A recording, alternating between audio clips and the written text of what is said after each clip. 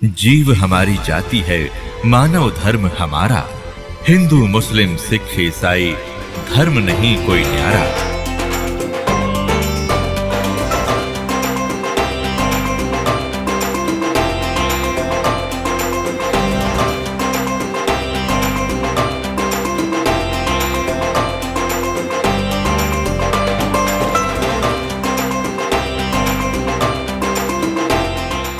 अब ये concept clear करते हैं कि रजगुण ब्रह्मा है, सतगुण विष्णु, तमगुण शिव जी। देखिएगा ये मार्कंडे पुराण, ये मार्कंडे पुराण, ये गीता प्रेस गोरखपुर से प्रकाशित है, सचित्र मोटा टाइप। ये गीता प्रेस गोरखपुर से प्रकाशित है और इसके 123 पृष्ठ पर हम आपको दिखाते हैं।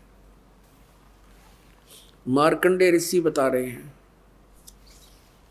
मार्कंडे ऋषि, यहाँ से मार्कंडे ऋषि का ये वचन चल रहा है और यहाँ आ जाते हैं हम 123 पृष्ठ पे।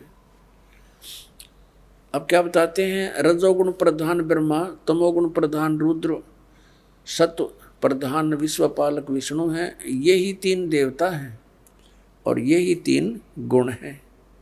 स्पष्ट हो गया? रजगुण ब्रह्मा, सतगुण विष्णु, तमगुण शिव जी, यही तीनों देवता हैं और यही तीन गुण, तीनों देवता कहो या तीन गुण कहो, एक बात है। और कति कंसेप्ट क्लियर करते हैं। देवी भागवत के अंदर संस्कृत भी साथ है। अब हम संस्कृत भी पढ़ लेंगे, कोई बड़ी बात नहीं है।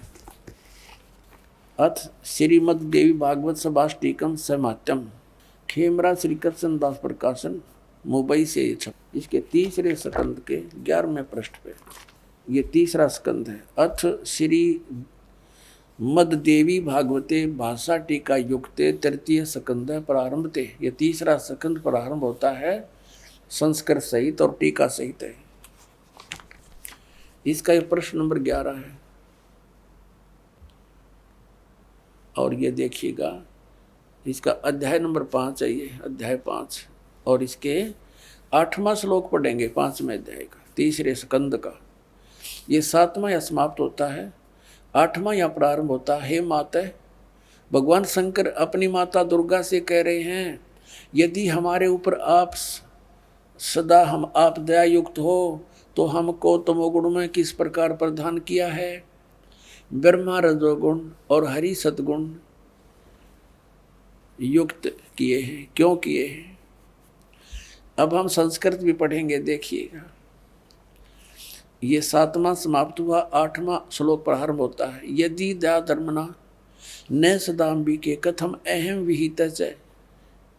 शंकर भगवान कहते हैं कथम अहम, मैं बना दिया, विहित है, अंबिके माने माता, तमोगुण है, मैं तमोगुण क्यों बना दिया? कमल जय, कमल से उत्पन्न होने वाले ब्रह्मा को रजोगुण संभाव है, रजोगुण क्यों उत्पन्न कर दिया? और सुहित है क्यों सतोगुण हरि, और सतोगुण विष्णु जी को सतोगुण क्यों बना दिया? इति सिद्धम रजगुण ब्रह्मा, सतगुण विष्णु, तमगुण शिव जी। अब आइएगा श्रीमद् भगवद गीता अध्याय नंबर 15 के श्लोक नंबर। अब एक तो हमने पढ़ लिया, समझ भी लिया, ऊपर को जड़ वाला, ऊर्ध्व मूलम अधः शाखम, ऊर्ध्व मूलम अधः शाखम। ये पहली कक्षा कैसा कैदा हो जाएगा आपके लिए, कुछ दिनों में देख लेना। ऊर्ध्व माने ऊपर ने, मूल है जड़ है, समझो। ऊपर को मूल वाला, नीचे को शाखा वाला। ये संसार रूपी पीपल का एक अविनाशी वृक्ष कहा गया है। छंदासी यस्य प्रणानी, जिसके ये विभाग हैं, पत्ते आदि सब विभाग हैं।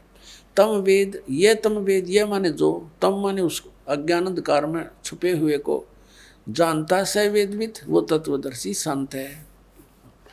इन्होंने तड़ंगा अड़ा रखा है, आदि पुरुष परमेश्वर मूल वाले, ये तो यहाँ तक ठीक लिख दिया। ब्रह्मा रूप मुख्य शाखा वाले, इनकी बुद्धि उड़े घसड़े थी, उल्टी सुल्टी। और फिर कहे संसार रूपी पीपल के वृक्ष को अविनाशी कहते हैं, वेद जिसके पत्ते कहे गए।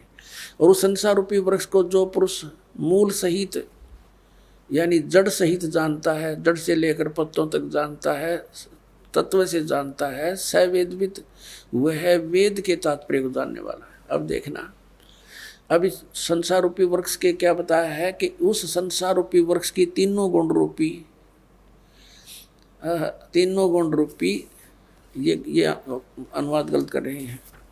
विषय पर वाला शाखा, विषय विकारों वाली ये शाखा रजगुण ब्रह्मा सदगुण विष्णु तम गुण शिव जी, तीनों गुण रजगुण ब्रह्मा सदगुण विष्णु तम गुण शिव जी रूपी शाखाएं नीचे और ऊपर फैली हुई हैं। और मनुष्य लोक में कर्मानुसार यही हमें यहाँ पर फंसा कर रखते हैं, बांध कर रखते हैं, ये ऊपर नीचे व्याप्त हैं। और फिर बताया है तीसरे में, इस संसार रूपी वृक्ष का स्वरूप जैसा कहा है वैसा यहाँ विचार काल में यानी तेरे और मेरे गीता जी के डिस्कशन में नहीं पाया जाता। मैं नहीं बता पाऊंगा तुझे, इसका आदि और अंत मुझे ज्ञान नहीं, और न इसकी अच्छी प्रकार कोई स्थिति है। इसलिए इस सुविरुद्ध मूलम यानी अति दृढ़ मूल वाले, क्योंकि वो परमात्मा का जो ऊपर का क्षेत्र और भगवान वो तो अविनाशी है, अब पे अति दृढ़ है।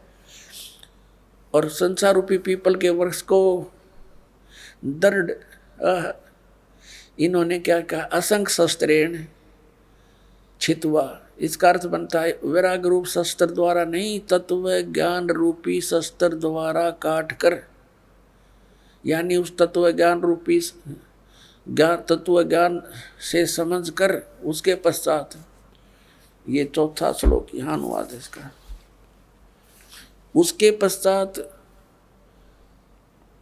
परम पद रूप परमेश्वर को भली भांति खोजना चाहिए,